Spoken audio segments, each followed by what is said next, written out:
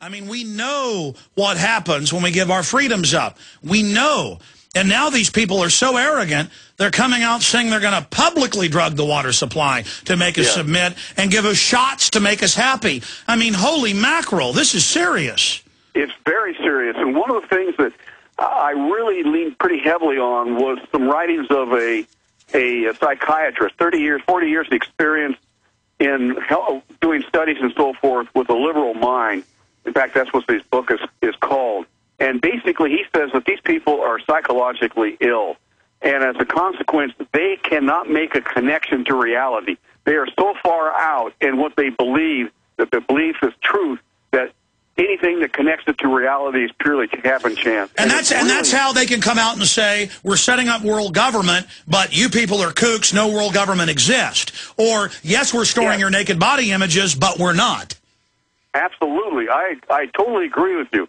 It's all kinds of disconnects. If you really look at what they're doing in Congress and what their ideas are, like, you know, really promoting Islam and so forth. Well, how can they promote Islam when the Islamic law and so forth is so abusive to women?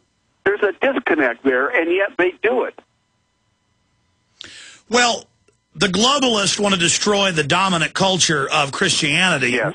Real Christianity, not the fake Christianoid. And so they'll use anything that's from the outside to create divisions. Absolutely. You cannot basically take over or change a inherent cultural belief without first tearing it down, and that's what they're in the process of doing it. And they're deconstructing the American way and putting something else in its place. And it's based on the writings and so forth of Jean-Jacques Rousseau, a Frenchman in the 1800s, that led to the French Revolution and led to the beheading of many, many thousands of Frenchmen. And your book talks about that. Long segment coming up. When we come back, let's talk about that, because Dr. Blaylock brought up the French Revolution, and that's really where a lot of this got formed. We'll talk about what these people plan to do. It's mass killing, of course.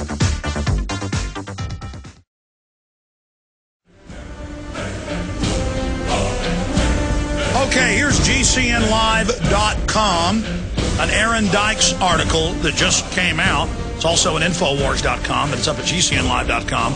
Army plans DNA blasting vaccines for mass inoculations during times of emergencies. They fire a laser into your flesh that embeds the nanotech viruses. They've taken them and made it synthetic viruses. You cannot make this stuff up. He has links directly to the Army, and it will reprogram the troops' brains. I mean, literally, they hold you down, laser you. It's over. I mean, we're in the 21st century. It's Buck Rogers, and the control freaks are coming. And it's gotten so crazy, it's hard for me to even believe. We had Dr. Russell Blaylock, top brain surgeon, on yesterday, and he said in his own words, he said it's worse than any nightmare science fiction. And he read document after document from the federal government where they admitted the fluoride gives us cancer and brain damage, where their own scientists say take it out. I mean, I love everybody. I love the children. I love our communities. And these eugenicists have admitted the global warming tax is to shut down our industrial society so we collapse and are under government control. And only Europe, the United States, Canada, Australia, and New Zealand are under this. 160-plus other countries, China, India, and others, they have zero carbon taxes coming in. All of our jobs that we have left will leave. This is the stated program. It's the stated program of enslavement and bondage and poverty. And that's why this book is so important. Again, it's available at Infowars.com. For those in America that still read, get it. Give it to people you know. It's so well written. I love things that just boil everything down. It's a full spectrum shotgun blast of info. Well written, lots of quotes, lots of documents, lots of graphs. This is the kind of book I like, because it's similar to a film. And, of course, Global Warming, Emerging Science Understanding, also available at Infowars.com or by calling toll-free 888-253-3139. And Endgame Blueprint for Global Enslavement covers all of this. Going back to Dr. Michael Coffman, Doc, continuing, you know, everybody I talk to who's really studied history understands that eugenics began 2,300 years ago with Plato. And he said, we, the hybrids, the elite, must kill everyone in Greece who's poor. And wars aren't killing them fast enough. And we need to train them not to fight back against us, so we'll give them sports as a way to be the new hero. We got to kill these people. You can read the quotes in Plato's Republic. And then if you study history, you see it come back and be picked up in the 1760s, 70s, 80s, 90s.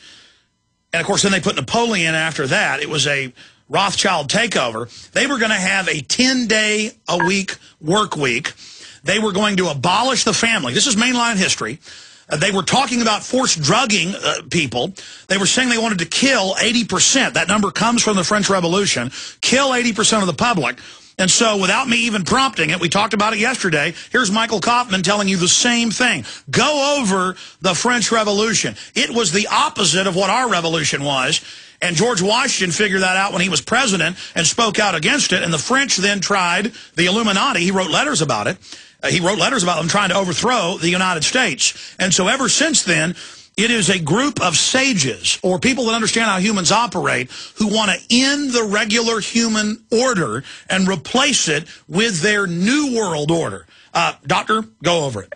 Absolutely. It is one of those heinous things that when you think about it, where you have people who are at the very top. Now, the vast majority of troops out there trying to implement this agenda don't really fully understand what they're doing.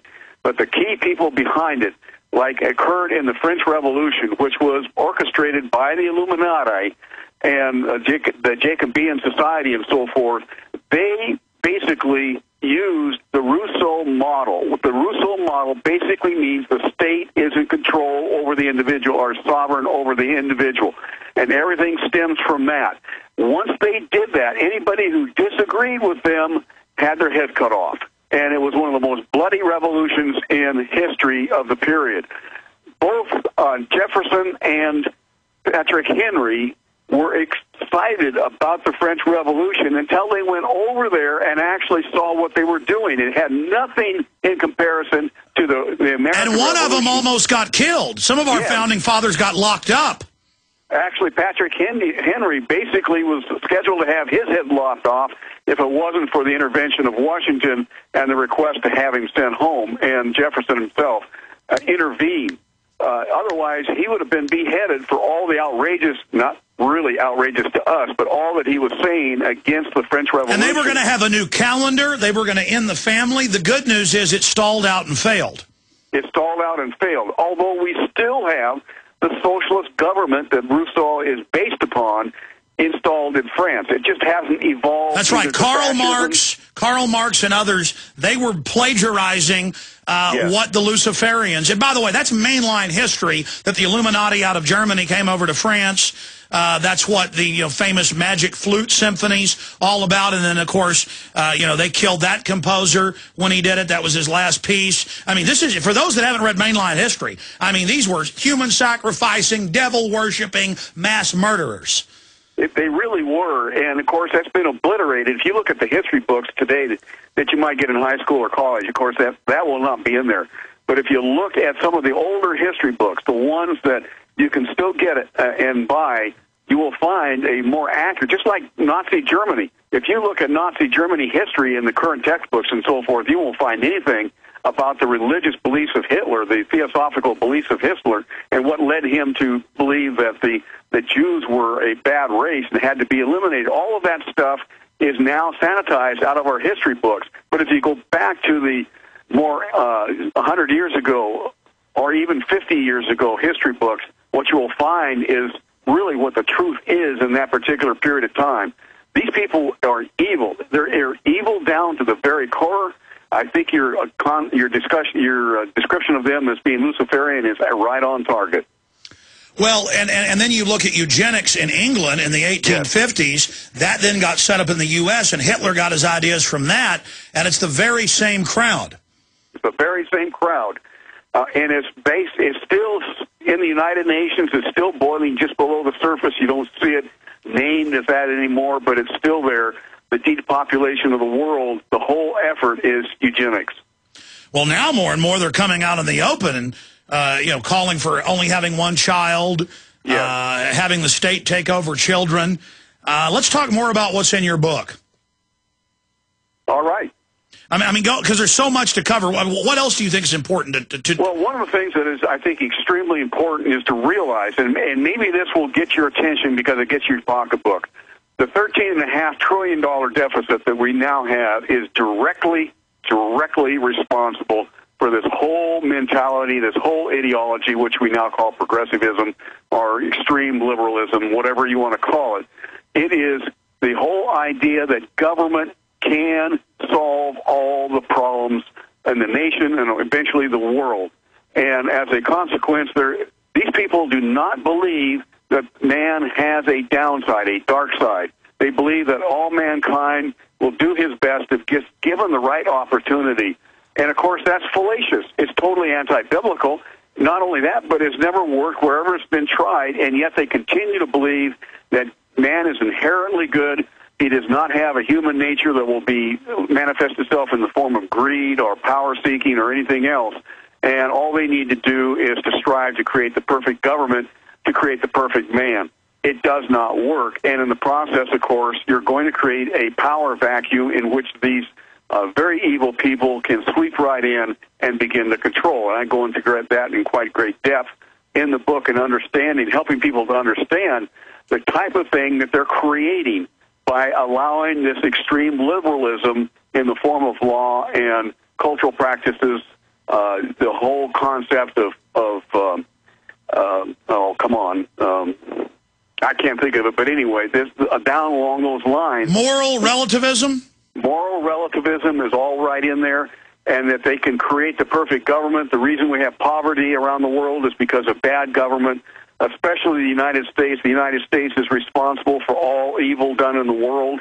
That's their belief. I mean, that's solid in their belief system. And as a consequence, they're doing all they can to tear down the constitutional republic that our founders created and build up a substitute government in its place that's tied totally into this Rousseau socialism and this idea that the perfect man can be created.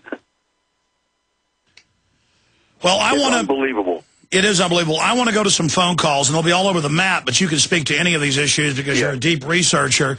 Dr. Michael Coffman is our guest, and, of course, the new book, Rescuing a Broken America, Why America is Deeply Divided, very important, and, of course, his film dealing with global warming, all available at Infowars.com. Michael in Florida, thanks for holding. You're on the air.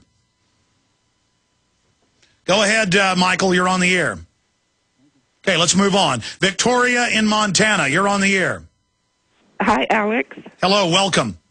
Thank you. I just want to say before I tell you real quick, because I know you only have 1 minute per person, we will not allow these fallen ones to turn us into mechanization man and cut off our connection to God with their chemical, biological warfare. Yeah. So I wanted to answer your question, what can we do? Well, we can dismantle Wall Street and the Federal Reserve criminal bankers and make them accountable like everyone else. No more double standards. Put them in prison. We could have people organize state to state, get the number of signatures needed on petitions to dump the criminal politicians. Then we could get out of the United Nations, which is nothing but another big criminal organization, and then we can strip the power and control from big corporations and foundations and end outsourcing our industries. We could end tax-funded mandatory public schools, which allow parents the freedom of choice then to truly and rightfully educate their children how they see fit and stop taking our money for it because it's nothing but a cesspool. I know because I was there for a little while and said no thank you. Prosecute politicians that fail to follow the law and replace them with leaders that will read bills and make sure that they're legal and good for the country and the people before they make them laws. Allow people to choose their senators and have the power to dump them as needed and take back our basic freedoms of speech, of press, of religion, of assembly, and our right to private property, which we really don't have right now anymore. Beautifully said, Victoria. And I would just add for people that just tuned in, they're going, allow us to choose our senators at will. She means before the 17th Amendment of 1913, when the bankers took over, the state legislatures would vote. You vote for them, then they would vote, making the senator a creature of the state. That was meant to balance federal power.